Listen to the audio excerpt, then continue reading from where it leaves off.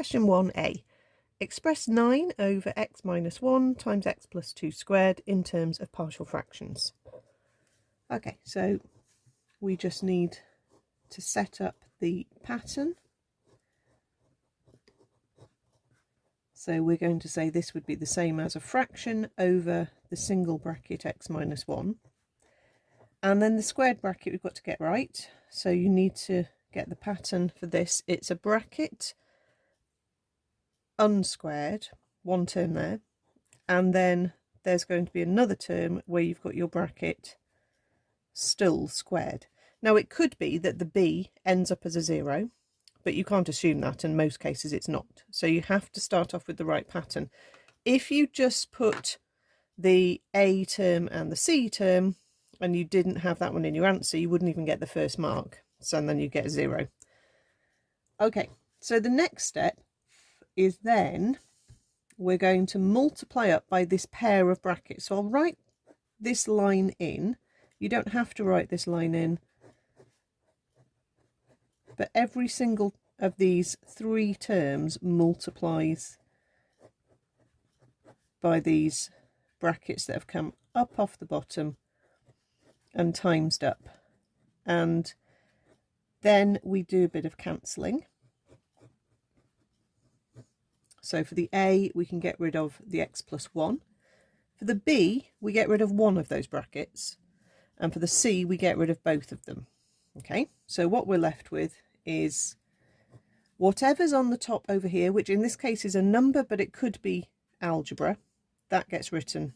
That's all that's left on the left-hand side. And then we've got an a times an x plus 2 squared.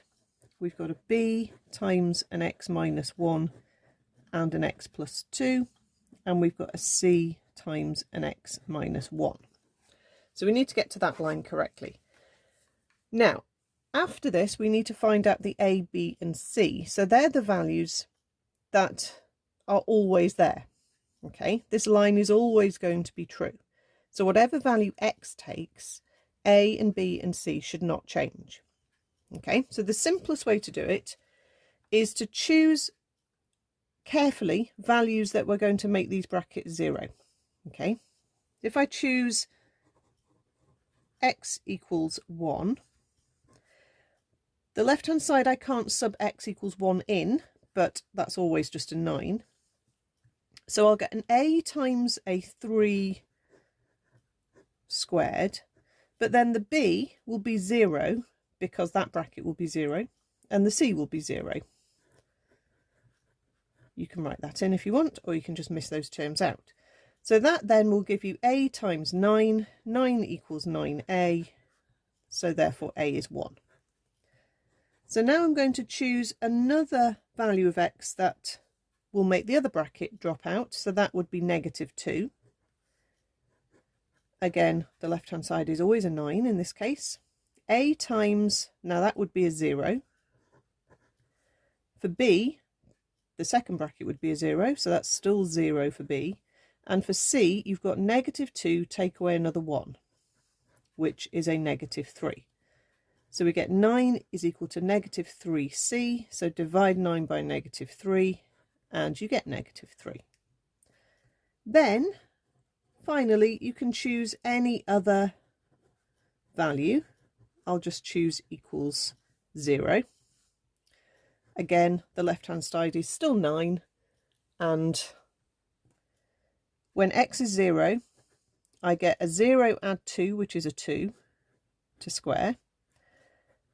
I get a 0 minus 1, which is -1, and a 0 plus 2, which is a 2. And I get c times 0 minus 1, which is -1. So that gives me 9 is equal to 4a, take away 2b, take away c. I already know that a is 1, and I already know that c is -3, so take away -3 turns into +3. Hop the 4 and the 3 across, that would be a take away 7 on the other side. 9 take away 7 is 2. So I end up with 2 is equal to -2b, so b there is equal to -1. Let's just write our final answer as coming back to this line up here, a was 1, so it's 1 over x minus 1. B was -1, so I'll put take away 1 over x plus 2. And C was -3, so I'll put -3 over x plus 2 in a bracket squared.